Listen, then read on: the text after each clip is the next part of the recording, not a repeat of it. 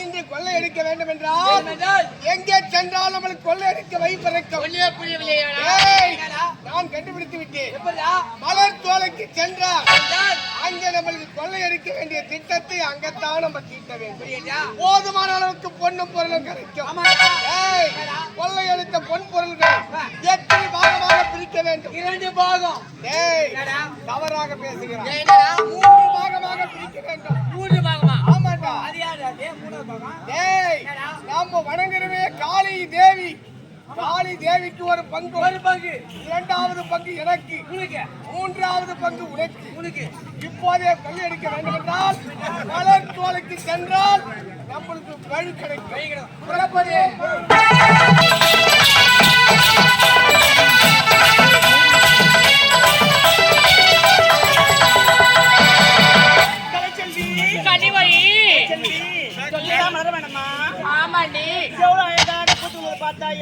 ஆமாண்டி கன்னிமொழி, இதை பார்த்தா எவ்வளவு அழகாக பூத்து குலுங்குது.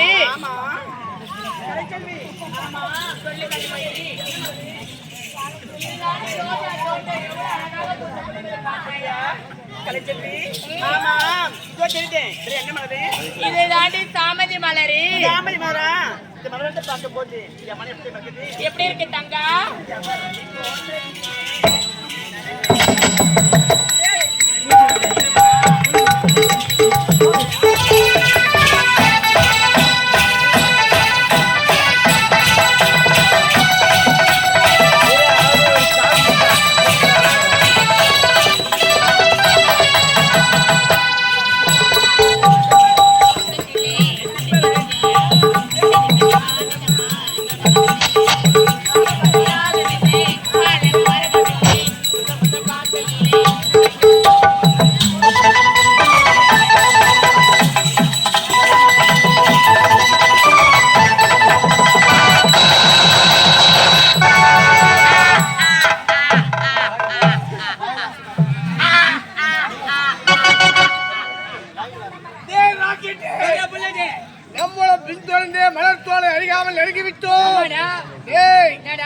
கொஞ்சம் தூரமா இருக்கிற மலர் தோலை அங்க சென்றால் போதுமான அளவுக்கு நம்மளுக்கு கிடைக்க பொண்ணு புறப்படுவோம்.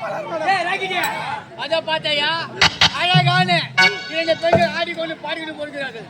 அங்க சென்றால் வெளிப்பிறக்கண்டா கண்டிப்பாக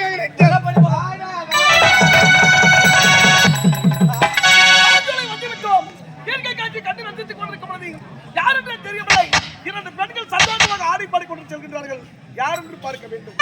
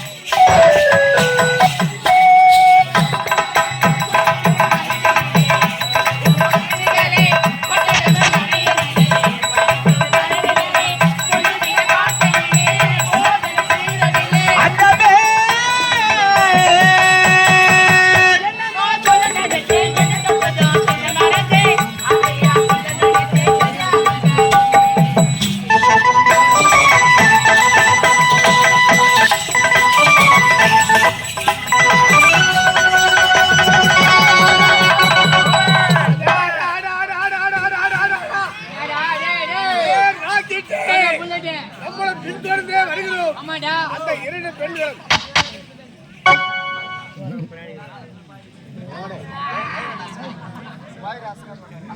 ஒரு உதாரணம் சொல்லுவேன். மடக்கி பிடிக்கிறேன்.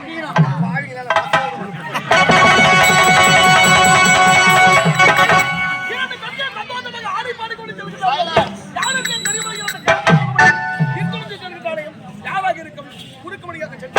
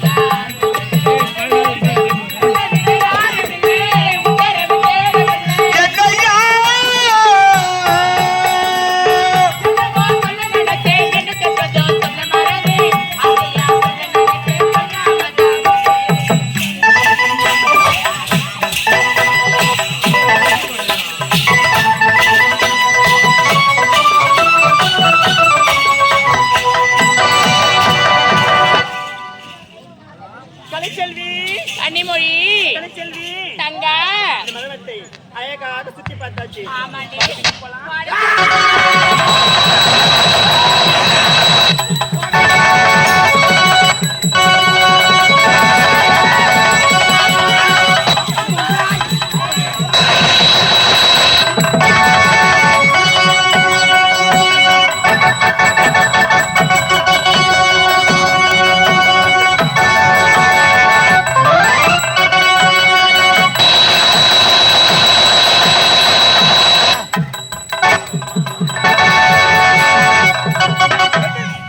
யாரது?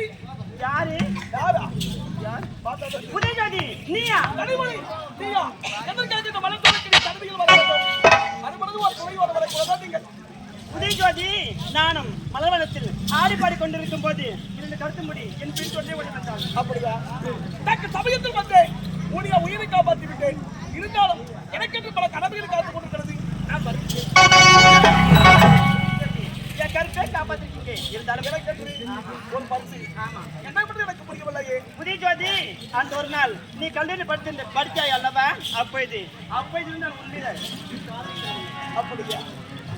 என்னை எப்பொழுது பார்த்தீங்களோ அப்படியே உயிருக்கு உயிராக காதலிக்கிறேன். நானும் இடத்தில் ஒன்று சொல்ல வேண்டும் என்று உயிரை காட்டுமலாக ஏற்பட்டேன். அப்படியா? கனிமொழி, நானும் உன்னை உயிருக்கு உயிராக காதலிக்கின்றேன். இருந்தாலும் எந்த இன்பங்கள் துன்பங்கள் எது வந்தாலும் கடைசி வரை உன்னை கைவிட மாட்டேன். இருந்தாலும் நான் ஒரு சாதாரண ஏழ்மை குடும்பத்தில் பிறந்தவன்.